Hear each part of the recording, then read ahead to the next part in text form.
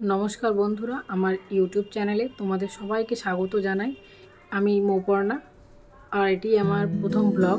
তো সকাল সকাল উঠে বাবার সঙ্গে একটু বেরিয়েছিলাম মাঠের উদ্দেশ্যে, কারণ মাঠে গিয়ে আমি স্কুটির ট্রায়াল প্র্যাকটিস করব। তাই স্কুটির ট্রায়াল প্র্যাকটিস বলতে চালানো অনেক দিন ধরেই শিখেছি, কিন্তু ট্রায়াল প্র্যাকটিস না করলে মানে ড্রাইভিং লাইসেন্সের জন্য ট্রায়াল পাস করা একটু চাপের স্কুটির ক্ষেত্রে, কারণ একটা ট্র্যাকের মধ্যে দিয়ে চালাতে হয়। তো তাই ট্রায়াল প্র্যাকটিসের জন্য বেরিয়েছিলাম। দেখো ওয়েদারটা কি সুন্দর, সকালবেলায় যদি কোথাও বেরোনো যায় ওয়েদারটা খুবই সুন্দর থাকে। ট্রায়ালের ভিডিও দেখাতে পারবো না, কারণ আরটিও নির্দেশে আছে যে ওটা রেস্ট্রিক্টেড, তো ওটা দেখালে আমার ভিডিওটা কপিরাইট খেয়ে যাবে।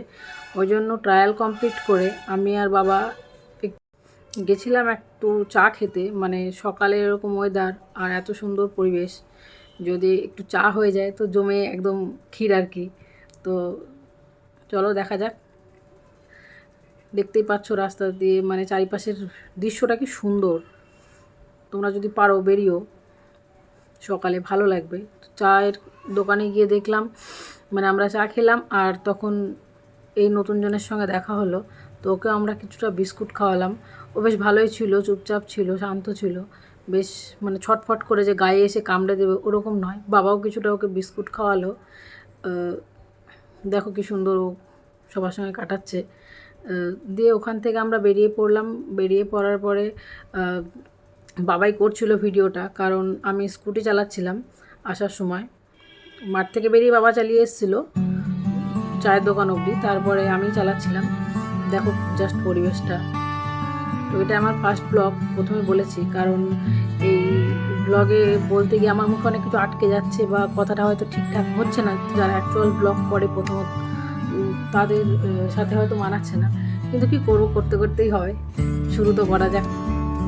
কোনো ভুল ত্রুটি থাকলে তোমরা বলে দিও, আমি ইমপ্রুভ করার চেষ্টা করব। কারণ প্রথমেই তো একবারে সব কিছু হয় না, কিন্তু চেষ্টা করলে অবশ্যই হবে, এটা আমার বিশ্বাস। তো এরকমভাবে আর কি। বাড়ি পৌঁছেই দেখলাম যে বোন স্কুল যাওয়ার জন্য একদম রেডি হয়ে গিয়েছে।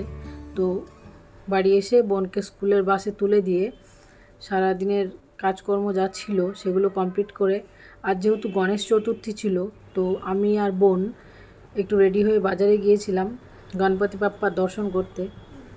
দেখো তোমাদেরও হয়তো ভালো লাগবে। আমাদের শহরে এইটুকুই হয়, এর থেকে বেশি মানে এই কটাই পুজো মানে মণ্ডপ পেলাম খুঁজে আর কি, সে কটাই তোমাদের সঙ্গে দেখাচ্ছি বা শেয়ার করছি, যাই বলো।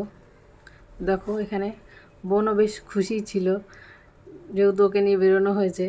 ও বেশ হাসি খুশি মজার মধ্যে দিয়েই গেল আর কি দিনটা। দিয়ে ওখান থেকে বেরিয়ে একটা মণ্ডপে খিচুড়ি দিচ্ছিল। এই দেখো আমরা প্রসাদও নিয়েছি। তো খিচুড়ি পেয়ে ওর মুখের হাসিটা জাস্ট দেখো, ও এতটা খুশি। তো আজকে এখানেই ব্লগটা শেষ করলাম। গণপতি বাপ্পা মোরিয়া। ভিডিওটা ভালো লাগলে চ্যানেলটা সাবস্ক্রাইব করো।